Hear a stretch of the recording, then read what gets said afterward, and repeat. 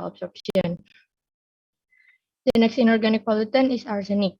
Arsenic is a highly toxic carcinogenic heavy metals which is extensively available in the form of oxides of sulfides or as a salt of iron, sodium, calcium, copper, and etc. This is commonly found in several chemical forms. The inorganic form of arsenic, which is arsenite and arsenate, are more toxic, while its methylated form, like methyl arsenate or MMA and dimethyl arsenate or DMA, and the other arsenic species, like 3-methyl arsine oxide or TMAO, and tetramethyl arsonium or TRA, are moderately toxic, whereas arsenobutane or ASP and arsenocholine or ASC and other arsenosugars are non-toxic in nature. Environmental contamination by arsenic occurs as a result of natural phenomena such as volcanic eruption, soil erosion, and anthropogenic activity. However, exposure to arsenic in human occurs via oral route or ingestion, inhalation, dermal contact, and parental route to some extent.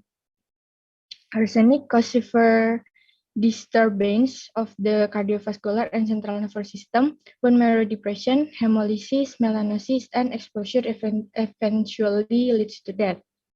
Next, please. The third inorganic pollutant is lead. Lead is a highly toxic metal, rarely available in elemental form, but found in association with zinc, copper, iron sulfide, as well as gold, silver, bismuth, and antimony mineral. The contamination of soil and water with lead mostly occurs from anthropogenic activity, industrial waste, mining and smelting, and the use of lead in paint, battery, gasoline, pesticide, and explosive. In plant, lead can cause inhibition of enzyme activity at the cellular level by reacting with their sulfhydryl groups, causing water imbalance and reduction in chlorophyll content, and thereby reduce photosynthesis, alter the membrane permeability, and disturb mineral nutrition, as well as induce oxidative stress by increasing the production of reactive oxygen species in plant. The inhalation of contaminated ambient air or ingestion of contaminated food and water are the major routes of the lead exposure to human and animal. Lead mainly causes headache, poor attention span, irritability, loss of memory, acute psychosis, confusion, reduced consciousness, and dullness, and also adversely affect the kidney, liver, hematopoietic system, endocrine system, and reproductive system. The last one is mercury. Mercury, or as symbol as Hg, is a naturally occurring highly toxic metal that is exceedingly bioaccumulative in the aquatic system and mainly exists in three forms: metallic element, inorganic salt, and organic compound such as mercury sulfide, mercury ion, which most common in form of in soil, elemental mercury, and metal mercury with different toxicity and bioavailability. The major source of mercury exposure include its use in dental amalgams, thermometer, barometer, fossil fuel emission, incandescent lights, batteries, ritualistic practice using mercury, and incineration of medical waste. In plant, the high concentration of mercury ion can induce disruption of biomembrane lipids and cellular metabolism in plants. However, in human and animals, it causes metal retardation, dysphagia,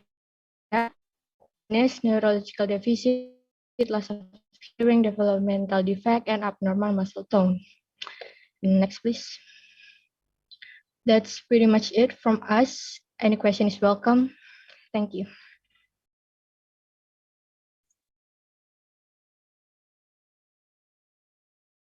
Thank you from this group. Second, now we can discuss. Please, any question?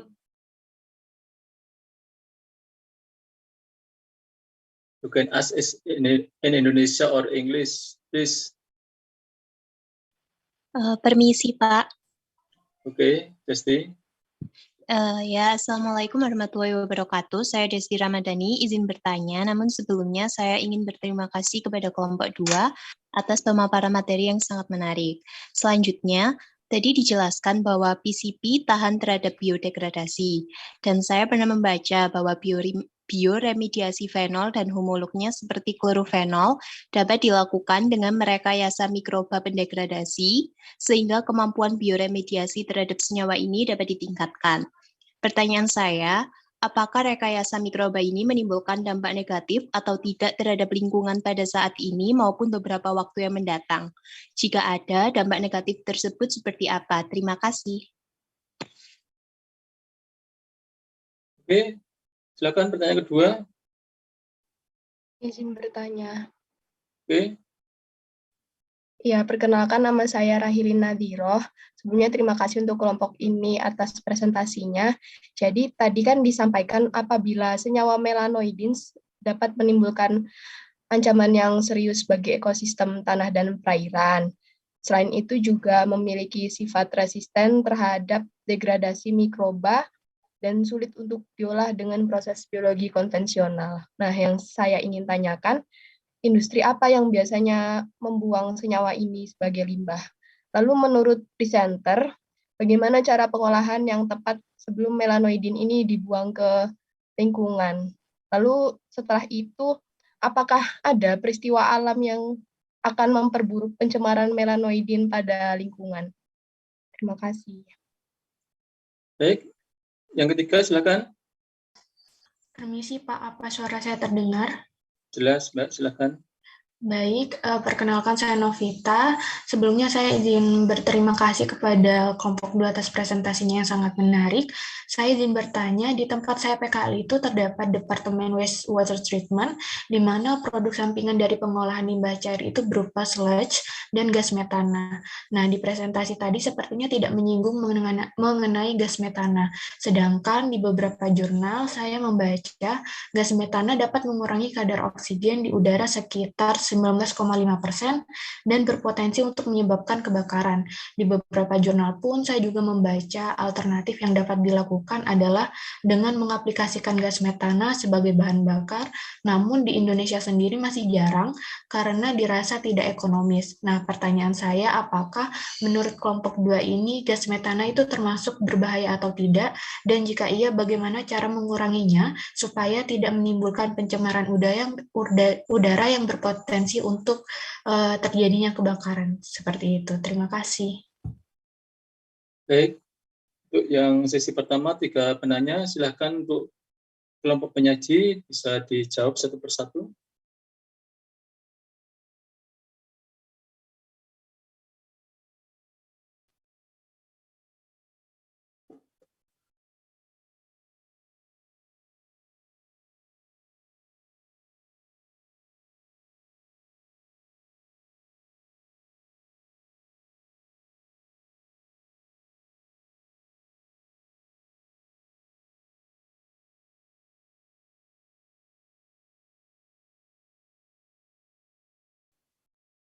Silakan yang bisa menjawab dari pertanyaan ketiga tersebut, yang mana dulu yang bisa dijawab, silakan dari keempat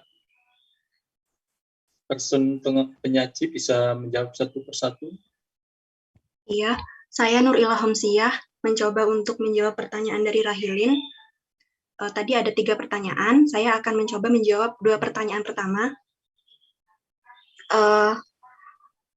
Tadi pertanyaannya bagaimana, sebentar.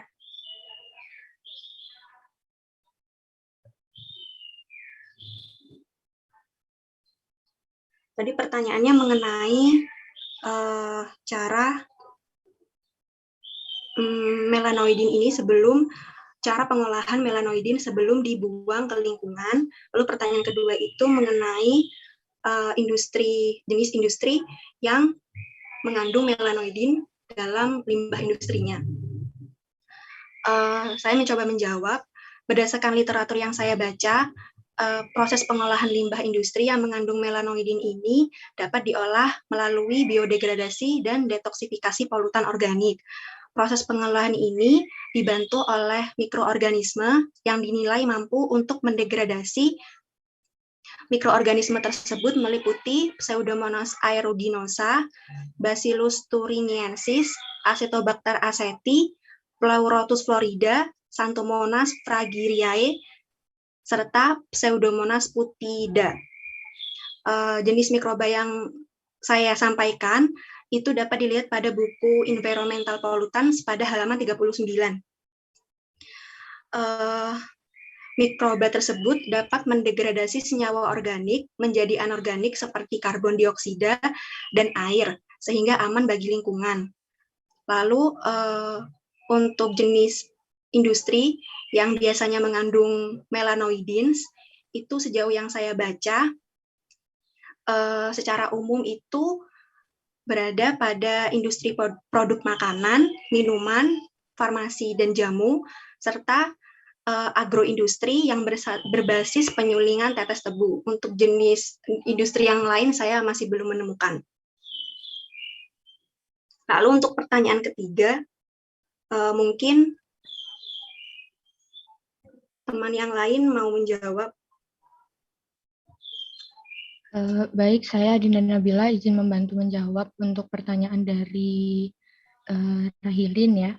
Untuk sejauh yang saya tahu, selain yang tadi disebutkan ada di industri gula, tebu, dan juga ada di makanan dan minuman, mungkin untuk lebih detailnya, melanoid ini dia terbentuk apabila ada kombinasi antara sugar dan amino acid. Jadi kandungan ini banyak sekali ada di dalam makanan dan minuman seperti kopi atau bakery. Jadi untuk industrinya yang paling utama adalah untuk industri gula dan juga kopi. Lalu untuk peristiwa alamnya sejauh yang saya temukan tidak ada. Seperti itu.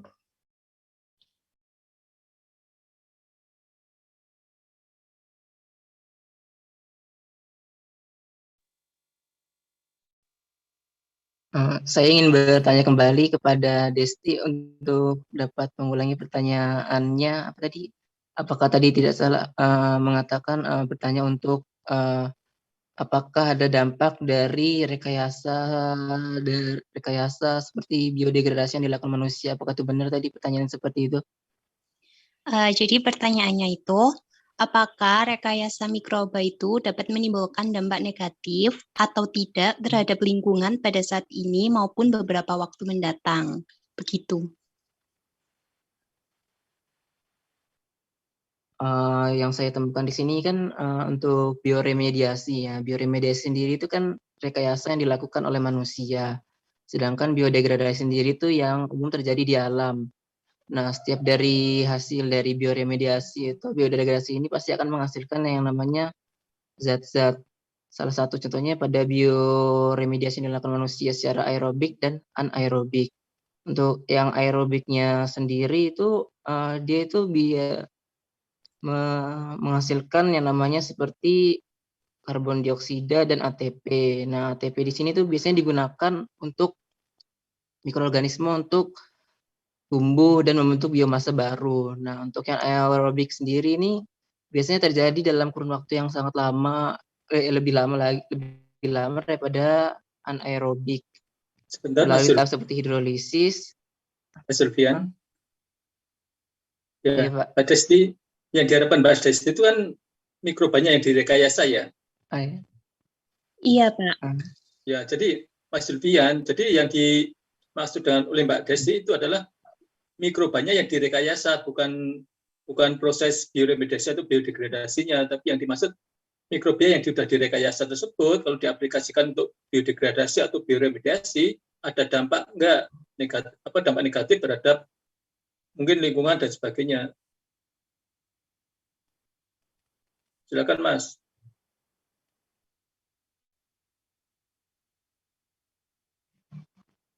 Mas Zulfian. Oh iya Pak, tunggu.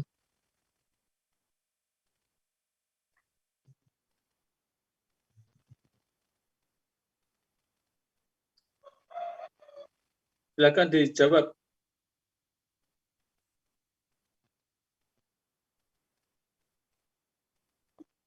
Atau teman lainnya yang bisa menjawab? Mbak Intan, Mbak Dinda, Mbak Nurila.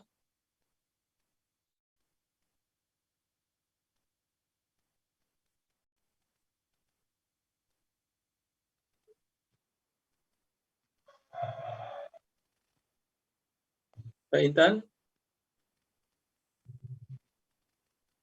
Mana Mas Julpian? Masih mencoba mencari jawabannya, Pak. Atau mungkin pertanyaan yang lainnya?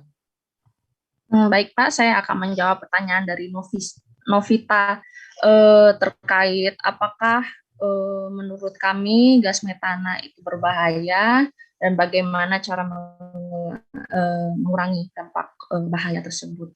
Nah, sebelumnya saya izin menjawab tadi mengapa kami tidak menyinggung gas metana karena kami menggunakan sumber yang memang merujuk pada paling berat dalam atau paling toksik limbah industri itu adalah limbah cairnya. Sedangkan kalau metana itu kan dalam bentuk gas. Dan memang di Indonesia sendiri gas metana itu belum terlalu banyak digunakan seperti tadi Novita bilang. Dan menurut kami apakah gas metana itu berbahaya? Tentu saja berbahaya. Itu juga sebelumnya dulu pernah disinggung dalam kuliah mikroteknik kalau tidak salah terkait materi MSDS. Tentu saja itu salah satu gas berbahaya karena dia salah satu gas rumah kaca juga. Nah, untuk pengendaliannya sendiri itu biasanya ada beberapa tanaman leguminosa digunakan untuk mengikat beberapa emisi gas karbon gas rumah kaca, salah satunya adalah metana. Nah, terus kebanyakan lebih ke pencegahan dibanding pengurangan, seperti mengurangi penumpukan sampah, karena memang emisi gas rumah kaca itu atau gas metana itu kebanyakan dari beberapa bahan organik yang dihasilkan seperti dari sampah-sampah di TPA, kemudian dari limbah ternak seperti itu. Nah, kayak lebih banyak dikurangi seperti tidak mengurangi penggunaan bahan-bahan yang nantinya akan menimbulkan pembentukan gas metana seperti itu. Mungkin apakah Novita ada feedback?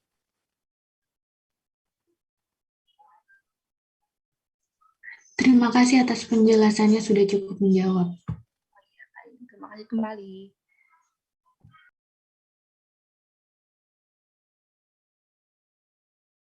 Yang pertanyaan Mbak Desti, silakan dijawab.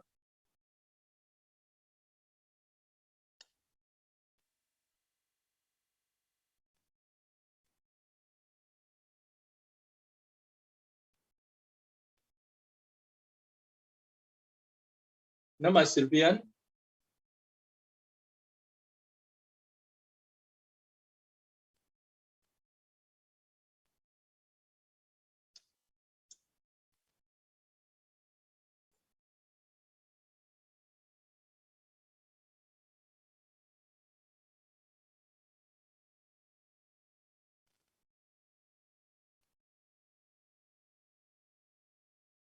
Mungkin saya ulas dulu dari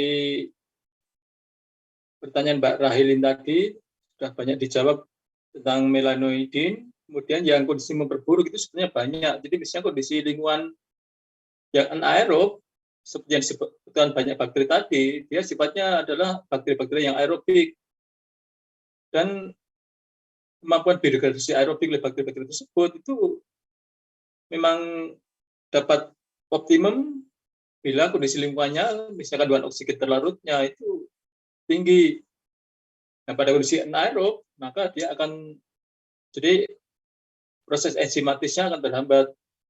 Kemudian adanya pencemaran yang lain yang memperburuk kondisi lingkungan, misalnya pH-nya tidak optimum, suhunya tidak optimum, dan sebagainya. Jadi faktor-faktor lingkungan yang menyebabkan pertumbuhan atau aktivitas metabolisme bakteri tersebut itu turun, dia akan memperburuk proses biodegradasi maupun bioremediasi dari senyawa melanoid tadi. Nah, kemudian dari pertanyaan Mbak Novita, jadi banyak sekali karbohidrat di alam pada kondisi anaerob. Pada kondisi anaerob ya, itu akan menghasilkan gas metan. Jadi misalnya di sawah itu kalau kondisinya anaerob, banyak tergenang oleh air dan sebagainya, maka bahan-bahan organik dari pertanian tersebut itu akan diubah menjadi gas metan. Nah, gas metan tersebut bisa menimbulkan efek rumah kaca, bisa meningkatkan suhu lingkungan dan sebagainya.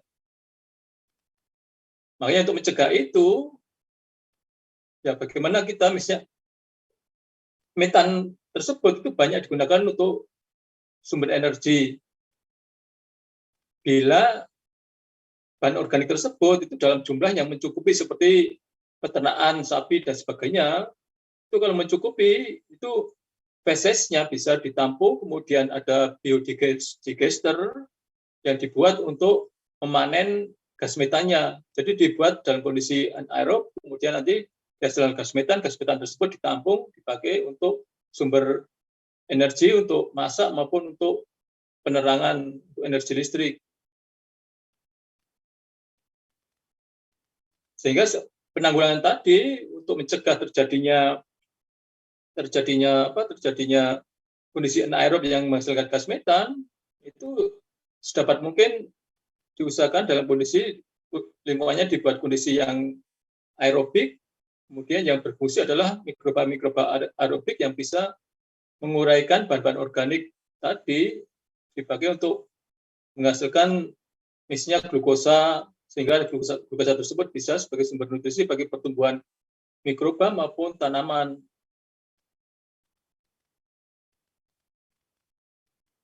Nah, kemudian dari pertanyaan Mbak Desti tadi, jadi kalau kita menggunakan mikroba-mikroba untuk biodegradasi di unit pengolah limbah, di bioreaktor, maupun untuk bioremediasi di lingkungan, itu yang pertama diusahakan mikroba tersebut tidak berbahaya bagi lingkungan maupun manusia. Kalau di unit bioreaktor itu terkendali. Jadi sebelum misalnya limbahnya tersebut sudah diolah kemudian mau dibuang ke lingkungan, itu juga harus dicek dulu air tersebut tidak mengandung mikroba. Jadi agen berdegradasi yang dari rekayasa tersebut itu membunuh mikrobanya jauh lebih mudah kalau dibandingkan mengolah limbahnya. Jadi setelah mikroba tersebut bekerja, maka sebelum dilepaskan ke lingkungan, kalau mikroba tersebut itu berbahaya, dia harus dimatikan dengan klorinasi atau dengan pemanasan atau dengan ozonisasi dan sebagainya. Itu bisa dibunuh. Namun seperti yang saya katakan tadi, kalau kita menggunakan agen mikrobia, itu yang pertama yang paling penting adalah biosafety. Biosafety untuk manusia maupun untuk komponen-komponen biotik di ekosistem. Yang pertama adalah keamanannya. Jadi jangan sampai organisme yang transgenik tadi yang sudah direkayasa itu berbahaya bagi lingkungan termasuk manusia. Ya, jadi makanya kalau kita mengisolasi mikrobia atau menguji agen mikrobia untuk biodegradasi atau bioremediasi, itu diuji dulu, dia patogen atau tidak, berbahaya atau tidak. Dia harus dijamin bahwa agen mikrobia tersebut itu tidak berbahaya bagi lingkungan. Ya, Mbak Desti? Sudah terjawab, Mbak Desti? Iya, Pak, sudah terjawab. Sekarang banyak sekali organisme yang sudah direkayasa, termasuk kedelai yang impor kita sekarang baru ada masalah dengan tahu tempe dengan kedelai itu sebagian besar itu adalah sudah direkayasa, sudah transgenik. Namun itu sudah dipastikan bahwa kalau kita mengonsumsi kedelai yang sudah direkayasa tersebut itu tidak mengganggu metabolisme kita, tidak berbahaya bagi kita. Dan banyak sekali baik mikrobia maupun tanaman itu sudah direkayasa, sudah dijamin itu aman. Baik, selanjutnya untuk sesi kedua, silakan 3 penanya. Mas Afif mau tanya? Pak Sinta. Ya Pak. Ya, sebenarnya terima kasih untuk kelompok 2. Ya, saya ingin bertanyakan, jadi di PPT disebutkan arsenik itu kan seperti bahan yang masih tidak digunakan untuk manusianya. Kira-kira apakah arsenik ini bisa dimanfaatkan oleh manusia untuk kebutuhan tertentu gitu ya? Terima kasih sebelumnya. Baik, penanya kedua. Permisi, Pak. Silakan. Ya, sebelumnya terima kasih kepada kelompok 2 yang telah menjelaskan materi ini dengan baik. Saya Diva Liviani izin bertanya mengenai peptisida. Nah, teman-teman tadi kan telah menjelaskan bahwa peptisida yang digunakan secara tidak diatur ini dapat menyebabkan polusi pada tanah. Nah, yang saya tanyakan di sini adalah apakah kadar penggunaan peptisida yang telah diatur atau telah sesuai ini memungkinkan tidak memiliki efek toksik terhadap lingkungan ya? Lalu, untuk pertanyaan kedua, tadi juga dijelaskan bahwa pestisida ini kan menyebabkan efek negatif bagi kesehatan manusia. Nah, menurut kelompok 2 ini, kira-kira bagaimana cara meminimalisir dampak tersebut? Lalu mungkin bisa dijelaskan kira-kira pestisida yang efektif itu yang seperti apa? Terima kasih. Yang ketiga.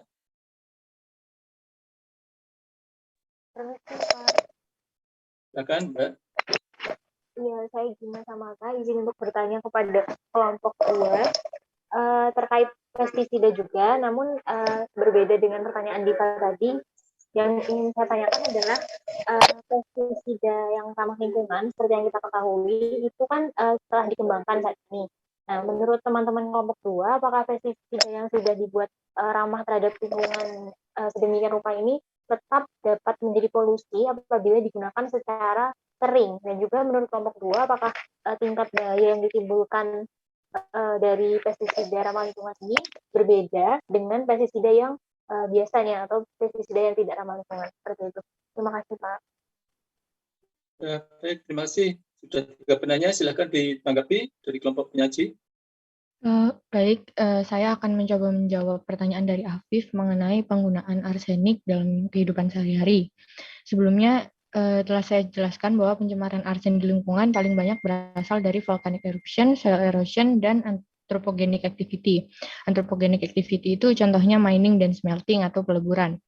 Namun selain diakibatkan oleh erupsi dan pertambangan itu tadi, pencemaran oleh arsen ini juga dapat diakibatkan oleh kegiatan manusia seperti penggunaan arsen dalam insektisida dan herbisida atau jenis racun lainnya. Selain itu, arsen juga terkandung dalam bahan yang digunakan untuk melapisi keris yang membuat keris itu menjadi lebih keras. Namun untuk penggunaan dalam pelapisan keris ini sudah jarang digunakan, lebih sering digunakan pada zaman dulu. Lalu selain itu arsen juga digunakan sebagai salah satu bahan untuk membuat bahan semikonduktor yang digunakan dalam chip. Seperti itu dari Afif, apakah ada feedback? Ya, sudah jelas, terima kasih.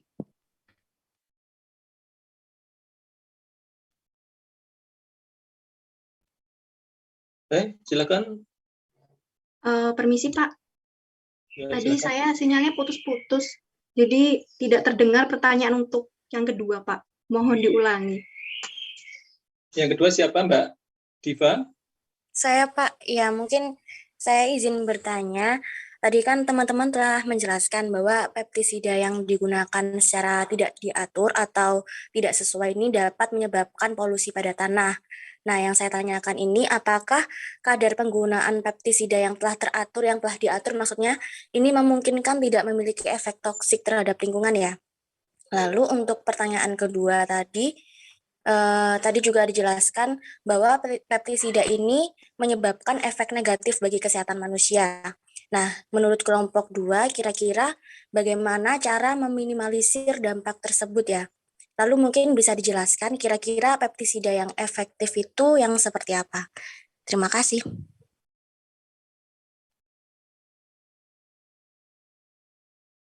Sudah jelas, Mbak? Ya, Pak. Sudah jelas, Pak. Terima kasih.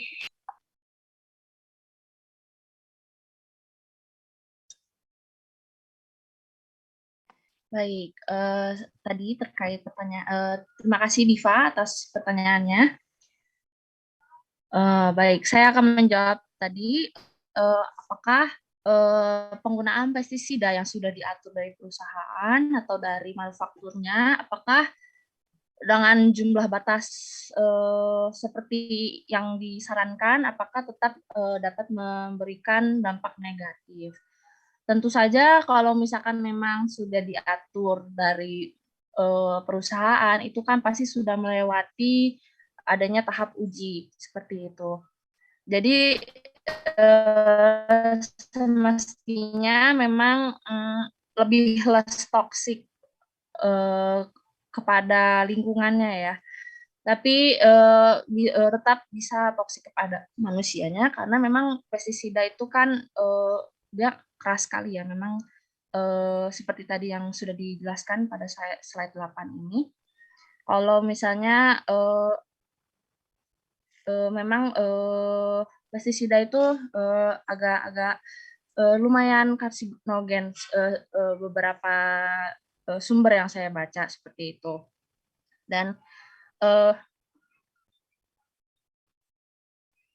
untuk mengurangi dampak negatif ke manusianya itu memang itu biasanya ada saran biasanya kalau di kemasan pestisidanya itu dia ada saran pemakaian beberapa pakaian pelindung seperti sarung tangan, seperti menggunakan masker, dan beberapa penutup mata seperti itu.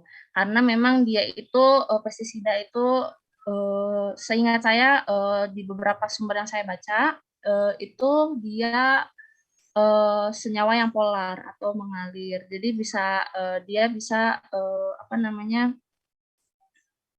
Maksudnya apolar atau tidak mengalir. Jadi kalau misalkan dia sudah masuk dalam tubuh manusia, itu memang susah untuk dinetralisasi seperti itu. Makanya memang kita kalau misalkan untuk menyemprotkan pestisida kepada tanaman seperti itu, kita rekomendasikan menggunakan alat pelindung. Sangat-sangat direkomendasikan, terutama sarung tangan dan masker.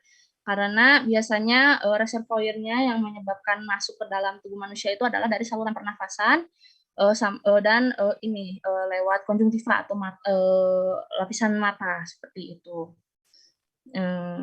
Dari Diva sendiri, apakah masih ada feedback atau ada yang kurang? Ya, baik, terima kasih atas jawabannya. Mungkin untuk pertanyaan yang terakhir tadi belum dijawab ya, yang kira-kira pestisida yang efektif itu seperti apa, Kak? Oh iya, izin bertanya itu efektifnya dalam hal apa ya maksudnya? Untuk penggunaannya, kan di sini kan banyak sekali yang menggunakan pestisida ya, Kak ya. Nah, yang kira-kira menurut kelompok 2 ini yang efektif tuh yang seperti apa penggunaan pestisidanya? Terima kasih. Saya izin menjawab untuk pertanyaan yang barusan.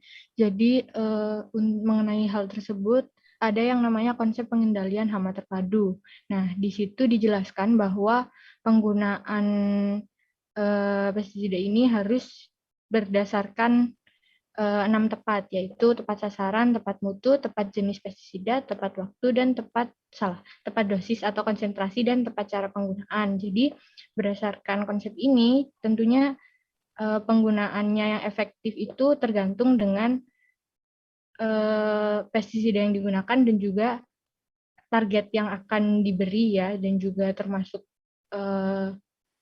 tumbuhan yang akan diberi pestisidanya juga. Seperti itu.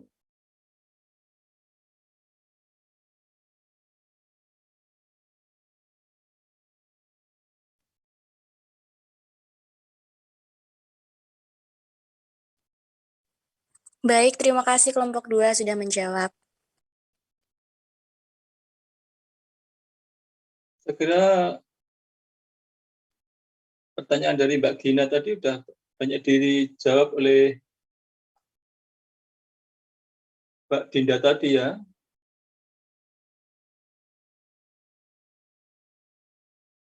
Mana Mbak Gina?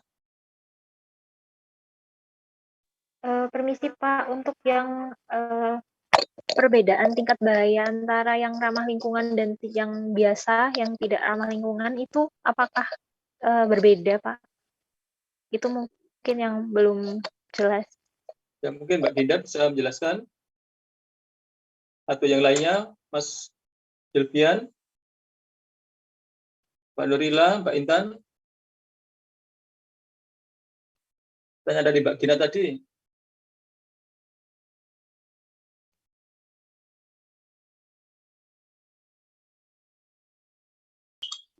Ya Kak, saya Nurila Hamsiah mencoba untuk menjawab.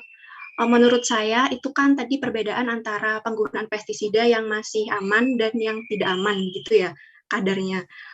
Menurut saya kalau yang tidak aman itu diperkirakan akan membunuh semua jenis mikroba yang ada pada tanah dan juga aktivitasnya. Selain itu juga merusak proses kimia tanah sehingga penggunaan yang banyak ambang batasnya, yang total ambang batasnya itu banyak, itu bisa membunuh segala jenis mikroba. Tapi kalau misalnya masih dalam batas aman, bisa jadi hanya beberapa spesies yang terbunuh, tapi tidak semuanya. Begitu, Pak. Ada lagi? Izin menambahkan, pestisida ramah lingkungan sendiri kan itu kan dibuat dari metabolit sekunder dari makhluk hidup seperti jamur, bakteri, ataupun tumbuhan itu sendiri. Nah, metabolit sekunder itu kan biasanya dihasilkan dari makhluk hidup. Sehingga jika digunakan sebagai pestisida, maka dampak negatif yang dihasilkan itu jika tidak terlalu banyak dibandingkan dengan menggunakan pestisida yang digunakan karena menggunakan bahan-bahan seperti logam berat. Ya, seperti itu.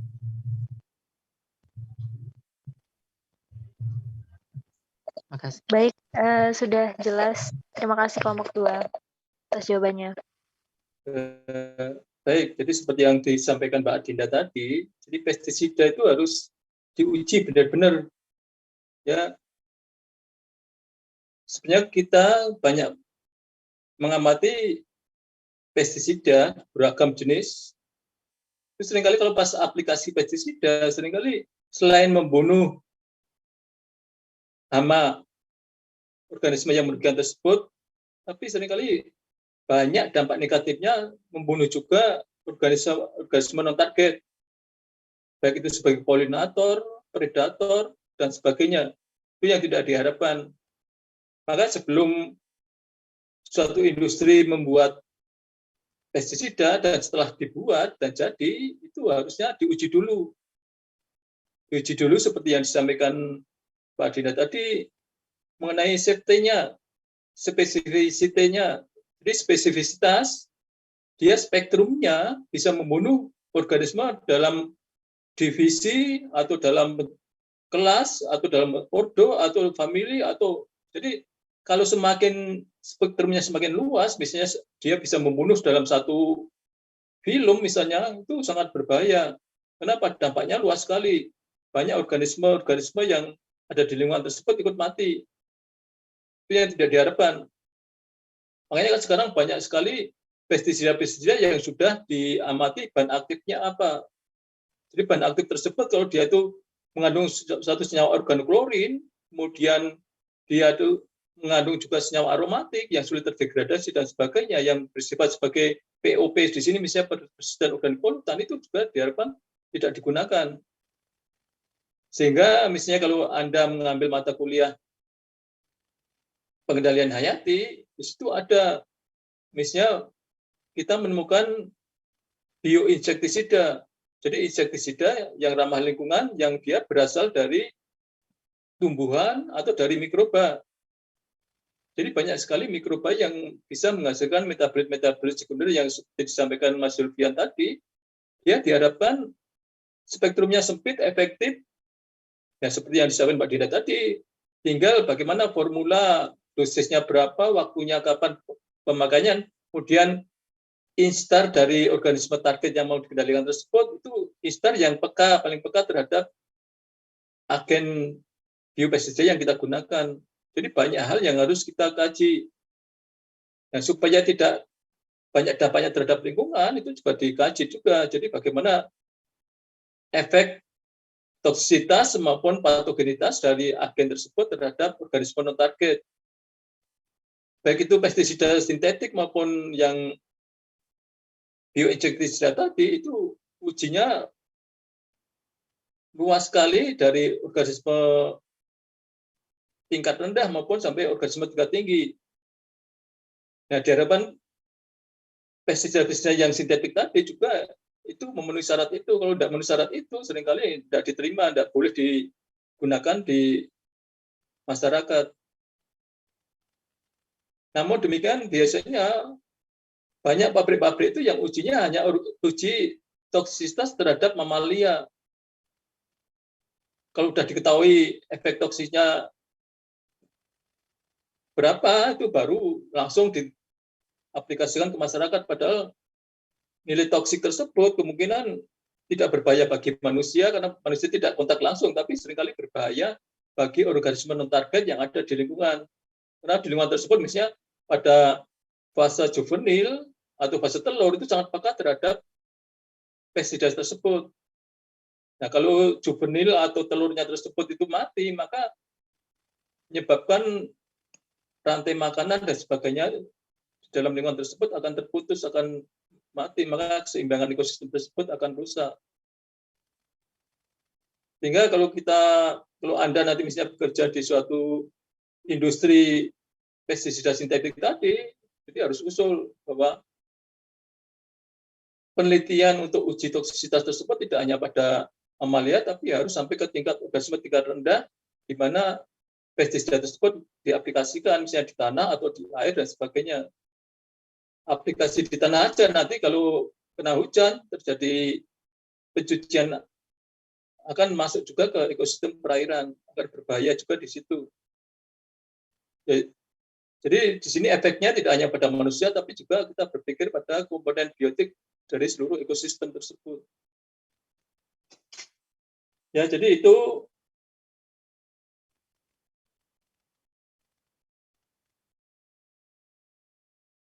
untuk sesi terakhir, silakan 3 penanya. Permisi, Pak. Ya, silakan, Mbak. Ya, saya Cynthia Pulingga Dewi. Saya izin bertanya. Pada presentasi maupun pada makalah tadi disebutkan bahwa merkuri itu adalah logam yang sangat beracun dan ditemukan dalam 3 bentuk, yaitu unsur logam, garam anorganik, maupun senyawa organik seperti HGS, Hg2+, Hg, dan metil Hg. Dan kita ketahui bahwa organisme laut, baik itu ikan maupun kerang-kerang di perairan Indonesia juga sudah mengakumulasi merkuri dalam konsentrasi yang tinggi.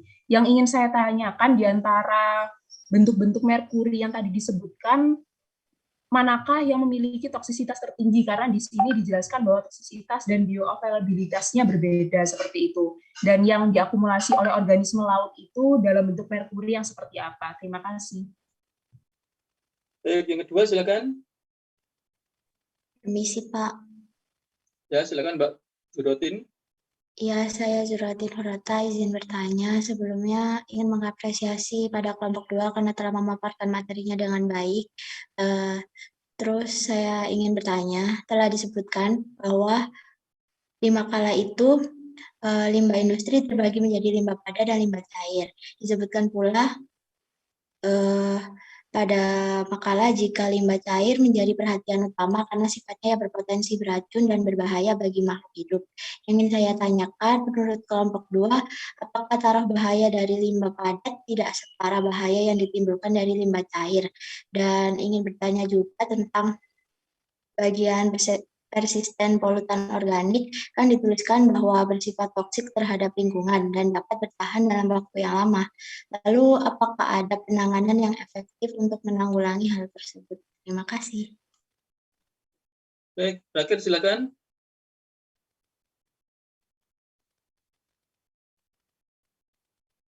Masih ada?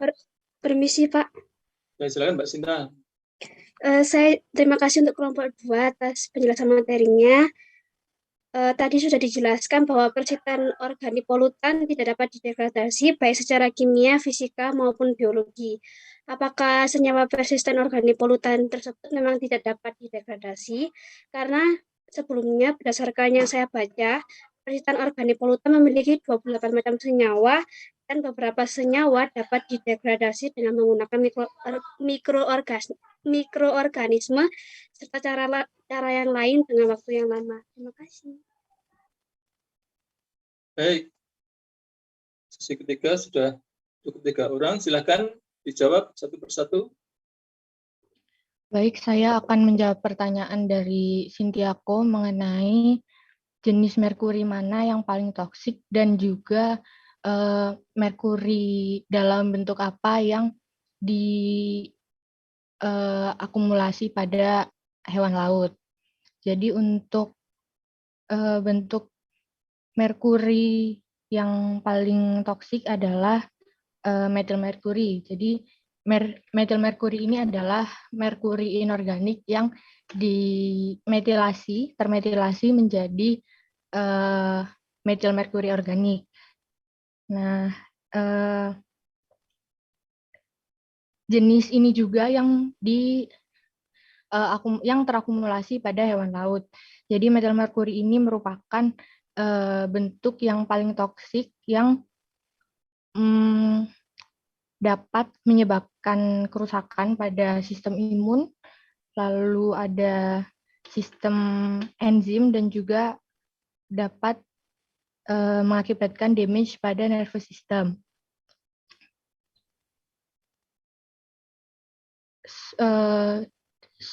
Mungkin itu saja penjelasan dari saya. Dari Sintiako, apakah ada feedback?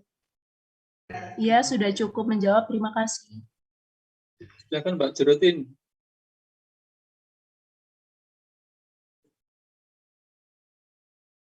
Sebenarnya Mbak, pertanyaan dari Mbak Jerotin sama Mbak Sinta itu hampir sama tentang POP-nya, mungkin bisa dijadikan satu. Kemudian tentang limbah padat dan cair tadi, coba dijawab sendiri.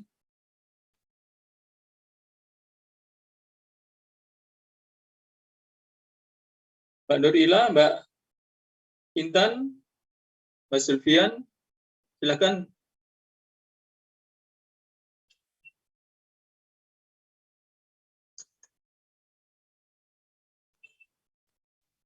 Ya Pak, baik. Saya Intan Nurhapsari, izin menjawab pertanyaan dari Zur. Tadi terkait mengapa limbah cair itu lebih toksik dibandingkan limbah yang padat, dan apakah yang membedakan mengapa antara toksisitas limbah padat itu lebih rendah daripada cair. Jadi sebelum yang masuk ke sana, jadi saya mau memberikan suatu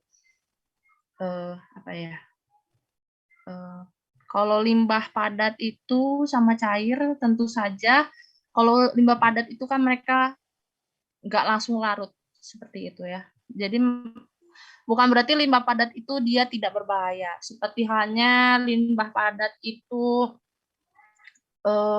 plastik seperti itu ya, kayak gitu. Itu juga kan berbahaya untuk makhluk hidup.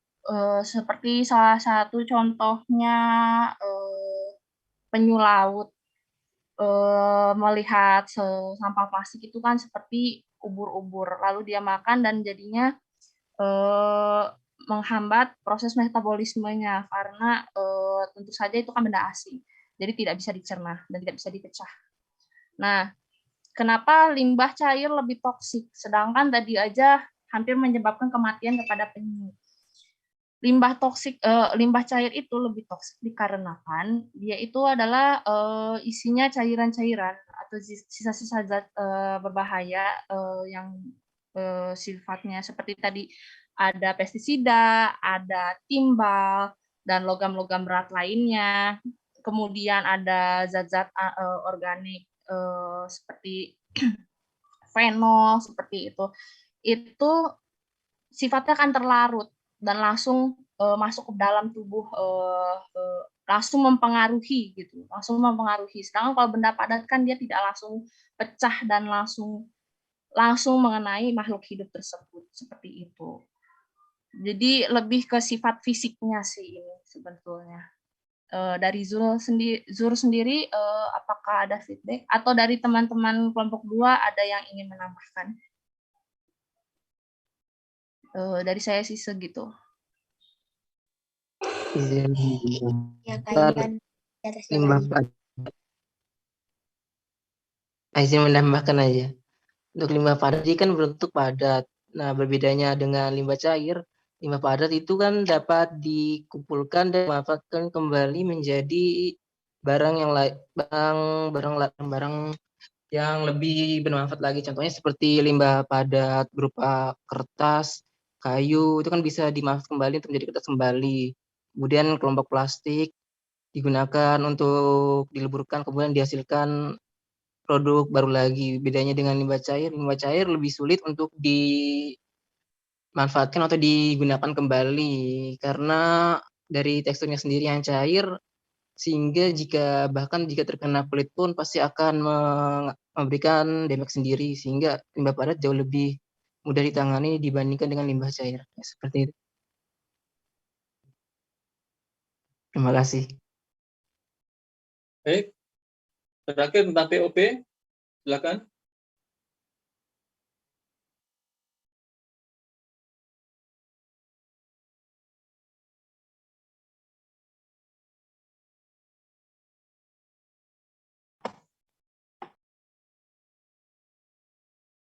Silakan tentang POP.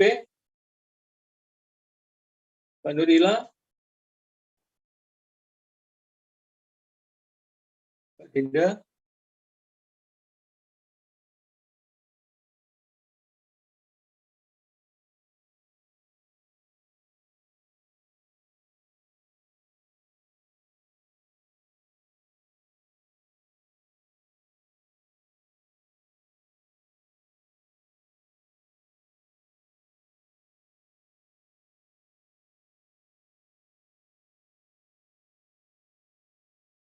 Baik, jadi namanya POP persisten organik polutan itu dia kelarutannya dalam air itu sangat rendah.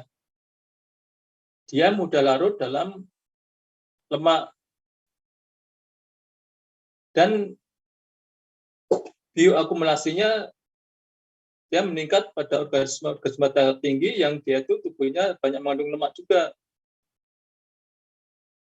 Meskipun dia itu dikatakan rekalsitran, sulit terdegradasi, namun dalam konsentrasi sangat rendah, jadi konsentrasinya sangat rendah, seperti DDT, itu bisa didegradasi oleh bakteri misalnya. Oleh karena itu, senyawa-senyawa yang POP, yang rekalsitran ini diharapkan tidak digunakan oleh masyarakat. Seperti DDT itu sejak tahun 60-an itu sudah dilarang digunakan di seluruh dunia.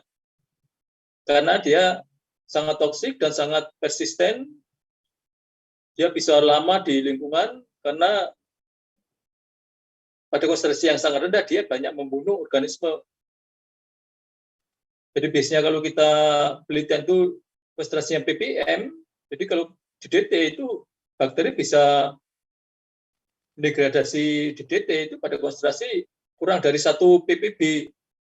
1 ppb itu 1/1000 dari ppm.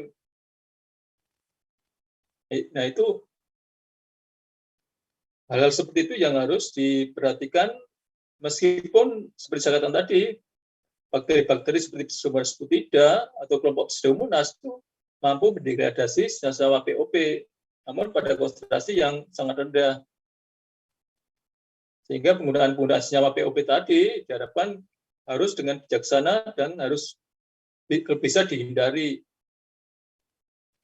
Makanya pestisida itu banyak digunakan sekarang adalah biopestisida atau pestisida sintetik yang disitu senyawanya itu mudah didegradasi, kemudian spektrumnya juga sempit, sehingga dia tidak persisten atau tidak sulit didegradasi.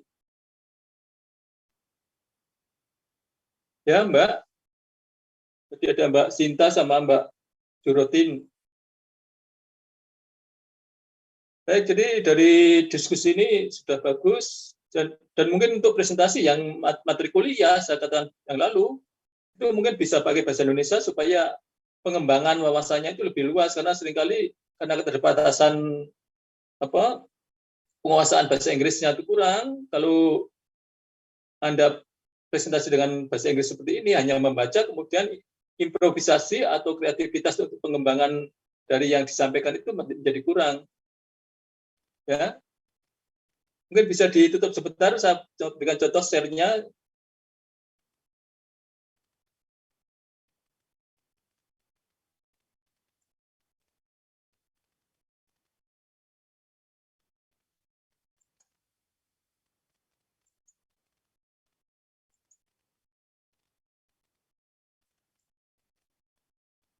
Jadi contohnya misalnya tembaga. Jadi kalau Anda misalnya dari pencemaran organik tadi, sebenarnya pencemaran tadi dari industri tidak hanya cair dan padat, sebenarnya ada gas juga. Jadi gas itu juga banyak di sekitar kita yang mencemari lingkungan. Dan efeknya juga berbahaya bagi lingkungan termasuk manusia. Jadi seperti tembaga ini bahan yang mengandung tembaga itu banyak sekali. Contohnya di bidang pertanian. Jadi misalnya contoh merek pestisida yang dia itu mengandung tembaga.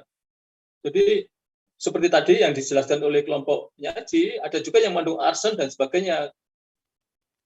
Jadi dengan MIC, minimal inhibitory concentration, jadi 0,5 sampai 4,5 milimolar. Nah, banyak logam berat tersebut itu digunakan sebagai biopestisida. Jadi campuran. Nah, di sini efek biosida ini dia banyak membunuh organisme-organisme termasuk target maupun non-target. Nah, dia memiliki sifat oligodinamik. Pada konsentrasi sangat rendah, dia akan membunuh banyak organisme. Nah, pada kenyataannya organisme hidup termasuk manusia, tumbuhan maupun mikroba itu ada enzim-enzim yang mengandung tembaga, namanya kuproenzim. Nah, kuproenzim ini membantu metabolisme atau pertumbuhan organisme termasuk manusia, termasuk mikroba dan tumbuhan tadi. Nah, ini pertambangan-pertambangan dengan macam-macam produknya yang mengandung tembaga tersebut itu bisa tercuci kemudian bisa mencemari lingkungan seperti ini. Jadi misalnya mengandung tembaga, mengandung besi, mengandung merkuri dan sebagainya. Dan seperti yang ditanyakan tadi, misalnya merkuri yang bagaimana yang toksik, seperti yang disampaikan tadi, misalnya metil merkuri atau merkuri yang valensinya itu tinggi. Jadi semua logam-logam berat yang valensinya tinggi itu toksik bagi organisme. Maka cara menurunkan toksisitas dari logam berat tadi, termasuk merkuri, itu bisa diturunkan valensinya, dioksidasi. Jadi misalnya dari Hg6 menjadi Hg3, menjadi Hg0, dan sebagainya. Sehingga nilai toksisitasnya menjadi berkurang. Nah, di sini banyak pestisida yang mengandung logam berat, atau misalnya tembaga, tapi di sini ada juga mikroba yang dia itu memiliki kuproenzim, atau misalnya di plasmidnya itu memiliki sistem gen atau operon yang dia itu menyebabkan mikroba tersebut dia tahan atau resisten atau toleran terhadap kondisi lingkungan yang mengandung logam-logam berat tersebut, misalnya terhadap tembaga. Nah, mikroba tersebut itu bisa diisolasi, kemudian bisa di-screening, kemudian digunakan sebagai agen bioremediasi. Nanti dipelajari kemampuan bakteri tersebut meremediasi tersebut, apakah dia karena mengakumulasinya gimana, atau mengubah valensinya, atau menggunakan pompa ion, dan sebagainya. Nah, di sini mungkin seperti yang saya katakan tadi, mungkin dari tiap contoh misalnya masing-masing logam tersebut itu bisa diberikan contohnya, misalnya penggunaannya misalnya logam tersebut untuk apa misalnya, kemudian dampaknya apa dan sebagainya. Nanti bisa, jadi misalnya kuproenzim ini, jadi kuproenzim bakteri-bakteri yang dia enzimnya memiliki tembaga itu misalnya ada sitokrom oksidase B3 letaknya di mana? Di membran bagian dalam. Kemudian fungsinya apa? Untuk reduksi dioksigen. Jadi banyak sekali enzim-enzim yang pada organisme yang dia itu berfungsi dalam metabolisme, tapi dalam konsentrasi sangat rendah. Jadi misalnya logam-logam di lingkungan itu dia memiliki efek terhadap macam-macam organisme, pengaruhnya bisa macam-macam, bisa menurunkan pH dan sebagainya, bisa menurunkan potensial redox dan sebagainya, dampaknya bisa seperti ini. Kita saja, jadi misalnya seperti ini. Jadi kenapa seperti tembaga itu bisa memiliki oligodinamik, konsentrasi sangat rendah, bisa membunuh organisme.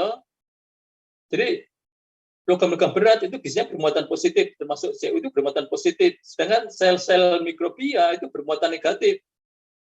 Nah di sini kalau ada logam berat bermuatan positif, kemudian sel mikroba itu membran selnya itu bisa bermuatan negatif, maka terjadi ikatan antara logam berat dengan membran sel, kemudian terjadi stres dan rusak.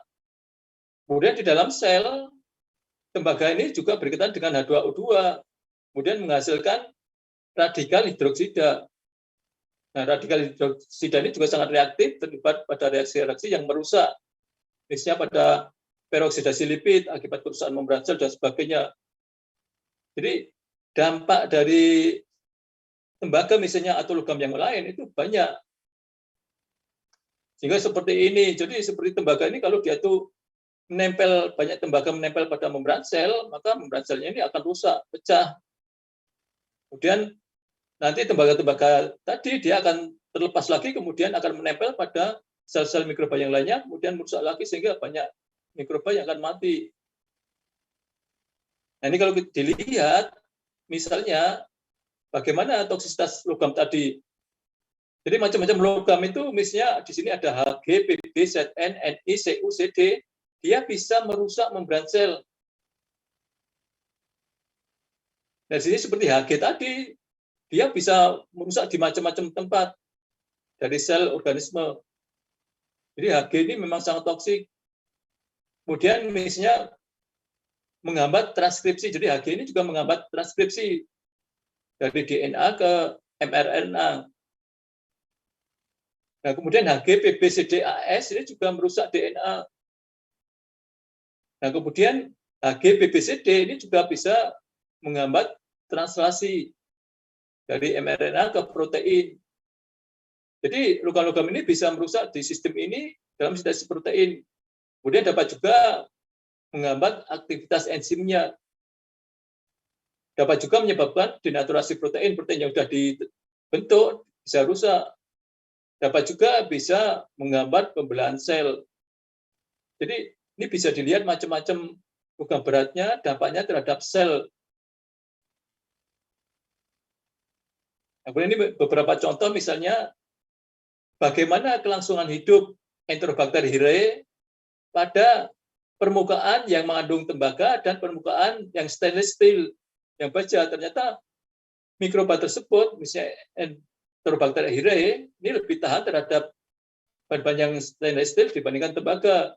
Jadi kalau Anda punya uang logam, di situ ada bakterinya, dalam waktu 60 menit, dia bakterinya sudah bisa mati.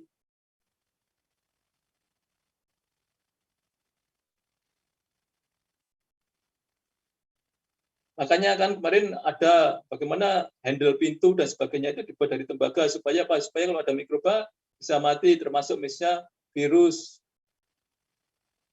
Ini beberapa contoh bagaimana bahan yang mengandung tembaga itu seperti itu.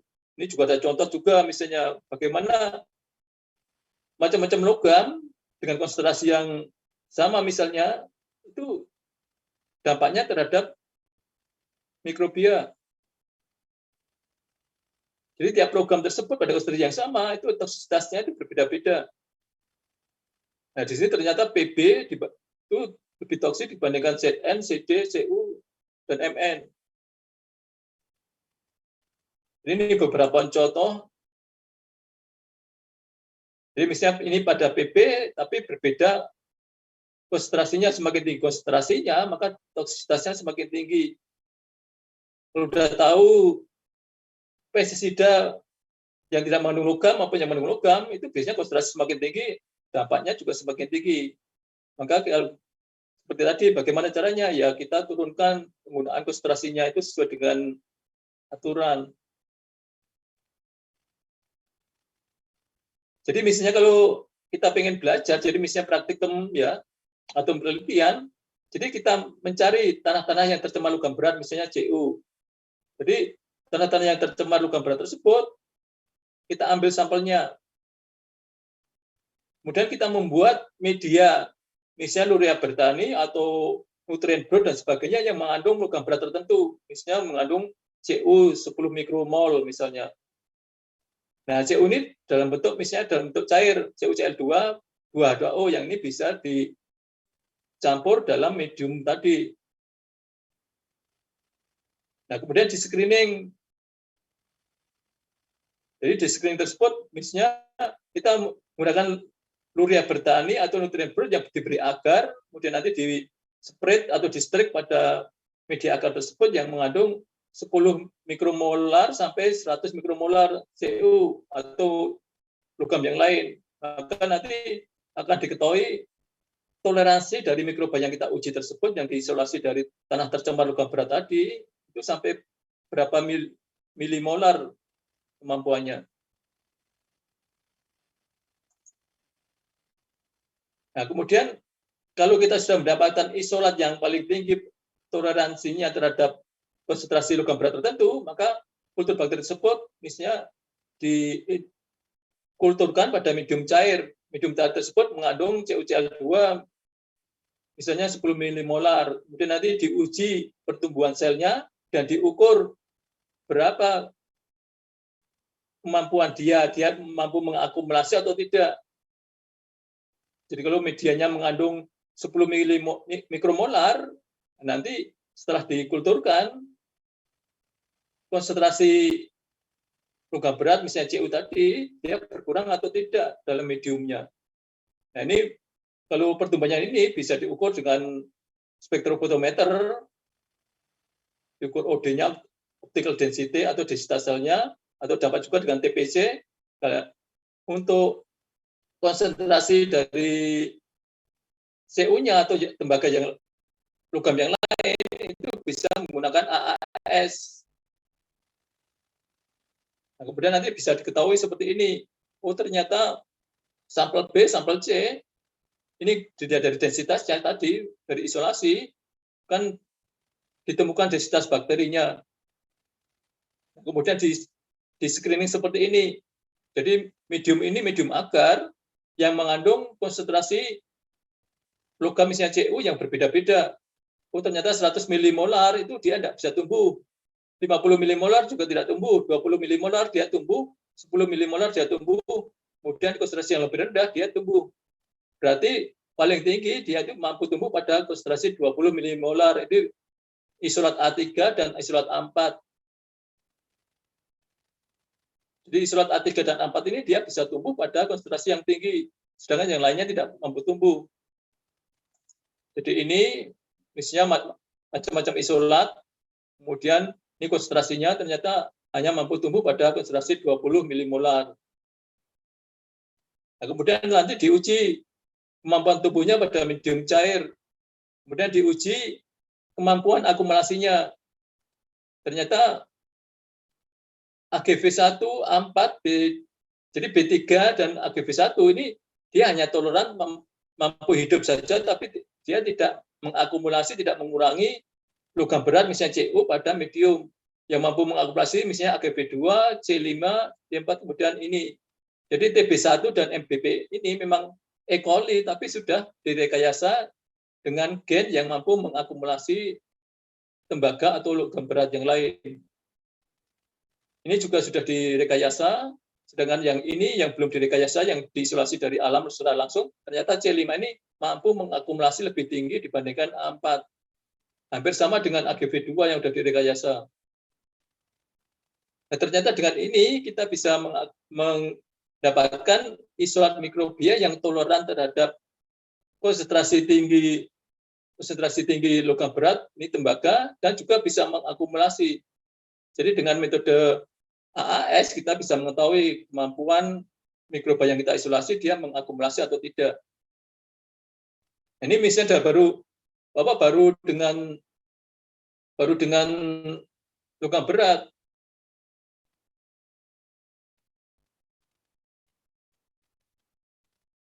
Oke, ada pertanyaan?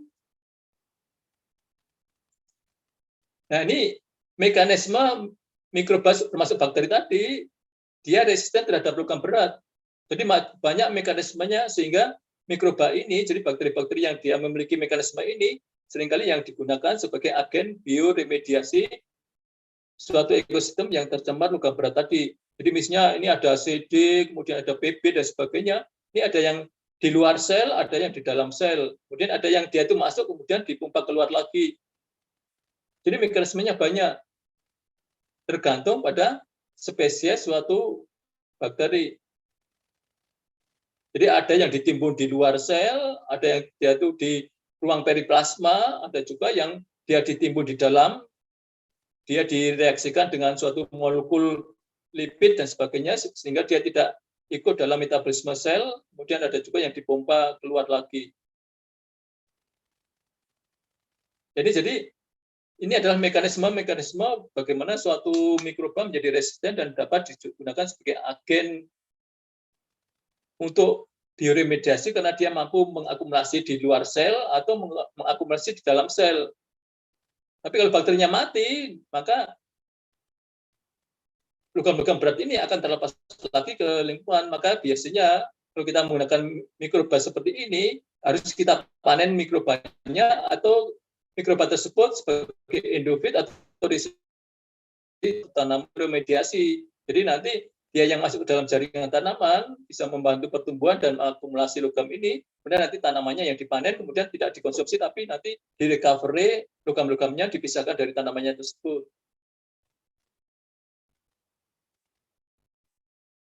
Ya, Mas, Mbak, ada pertanyaan sebelum berakhir kuliahnya?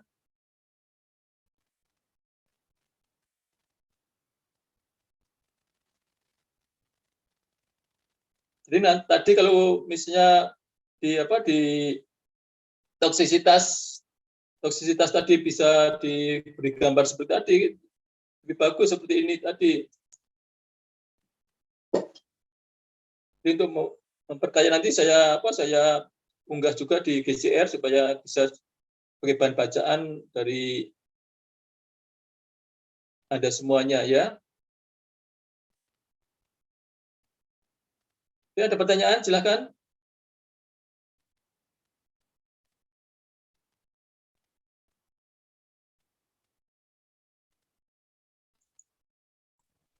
Permisi, Pak. Ya, silakan.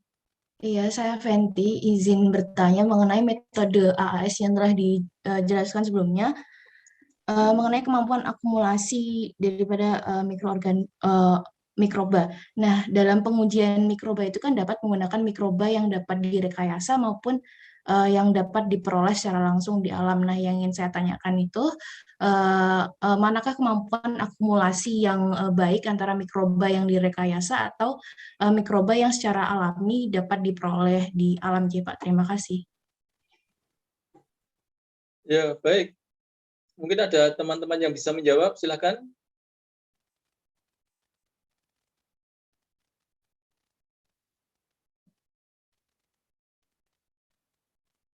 Ya, biasanya mikroba-mikroba yang direkayasa itu memang lebih baik dibandingkan yang alami, yang wild type. Kenapa? Memang rekayasa tersebut memang untuk meningkatkan potensinya, dengan tujuan untuk meningkatkan potensinya. Jadi misalnya, suatu mikroba hanya memiliki sistem operon, yang dia itu hanya mengakumulasi di bagian ruang periplasma, tapi dia tidak bisa mengakumulasi di membran luar dari dinding sel mikroba tersebut.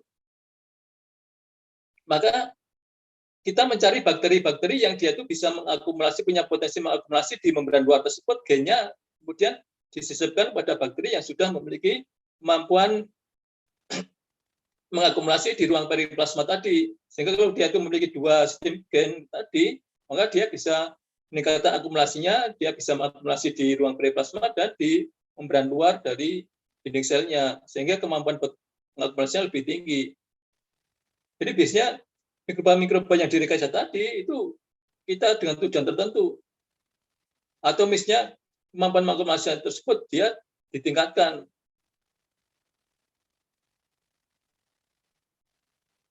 Jadi banyak sekali mikroba yang digunakan di dunia farmasi itu sudah direkayasa genetiknya dengan senyawa-senyawa mutagenik, sehingga potensinya itu bisa ribuan kali lebih tinggi dibandingkan yang wild type. Sehingga produksi antibiotiknya jauh lebih tinggi dibandingkan yang wild type tadi, sehingga lebih menguntungkan. Jadi tujuan rekayasa itu adalah demikian.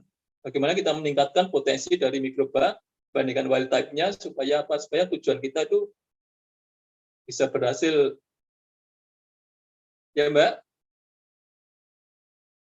Baik, Pak, dapat dipahami. Terima kasih atas penjelasan. Namun demikian, kalau kita merekayasa itu harus tidak hanya misalnya merekayasa punya potensi seperti itu kemudian langsung kita gunakan, tidak boleh. Jadi harus digunakan tadi seperti tadi, uji keamanannya, uji patogenitas terhadap manusia, terhadap organisme non-target dan sebagainya. Sebelum itu diyakini aman, itu tidak boleh digunakan, apalagi lepas ke lingkungan. Itu akan berbahaya. Maka senjata-senjata biologi dan kimia itu kan tidak boleh digunakan di perang karena dampaknya itu bisa menyebar luas kemana-mana. Beda dengan senjata-senjata mekanik. Ya, oke. Mas, Mbak, gimana? Masih ada? Nah, ini dari slide ini apa yang muncul filosofi dari gambar ini? Mungkin bisa cerita, silahkan. Kalau melihat slide ini, apa yang muncul dari benak Anda?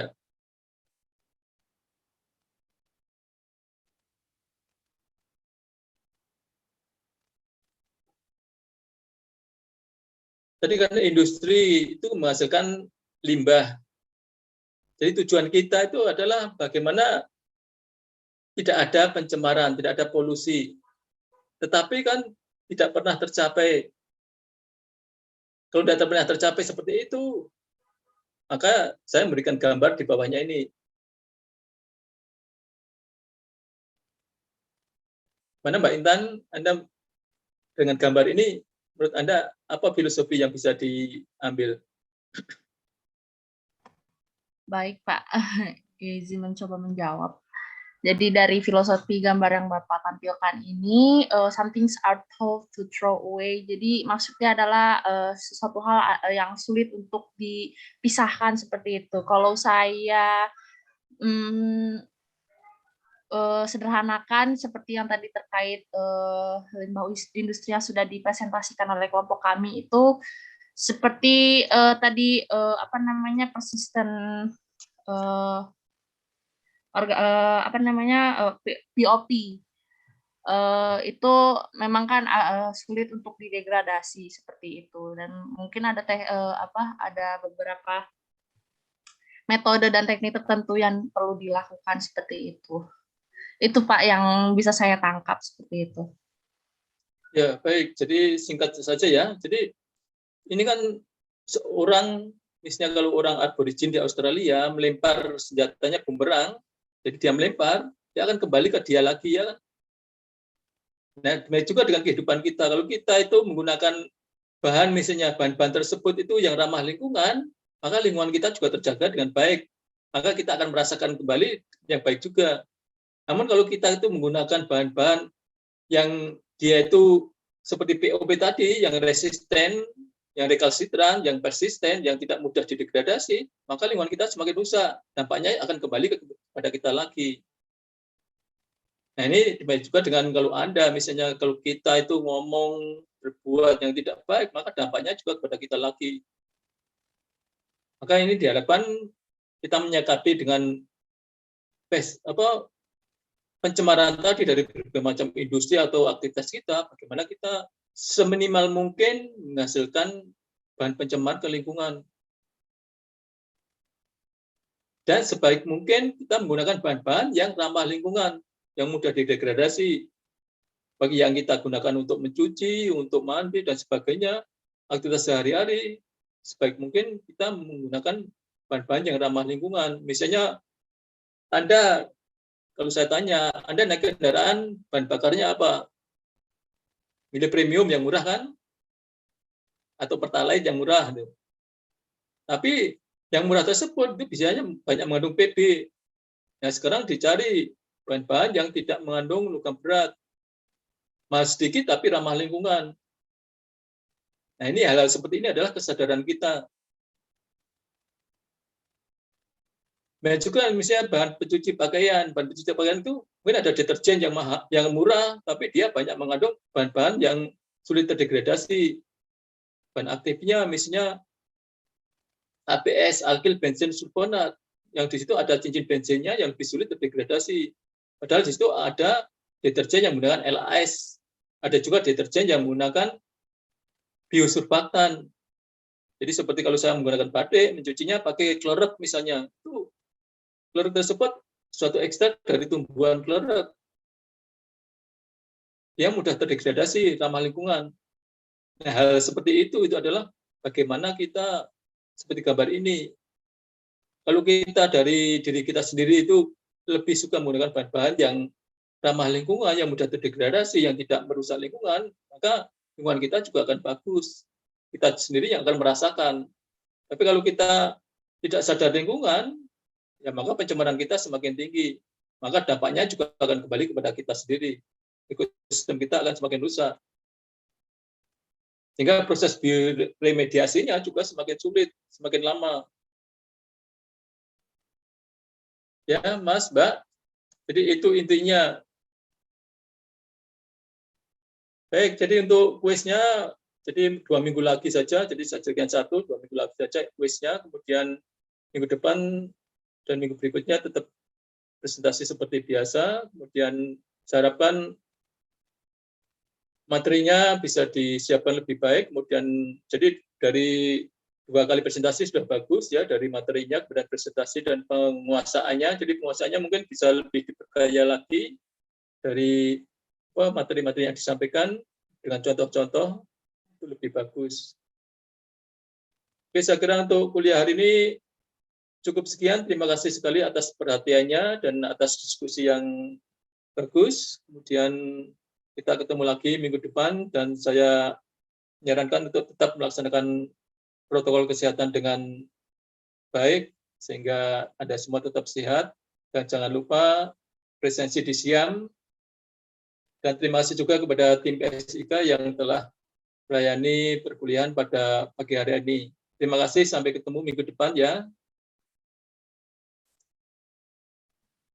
Terima kasih, Pak. Baik, Pak. Terima kasih. Terima kasih, Pak. Terima kasih, Pak. Terima kasih banyak, Bapak. Terima kasih, Pak. Sama-sama saya tutup ya. Ya, baik, Pak. Baik, Pak. Pak.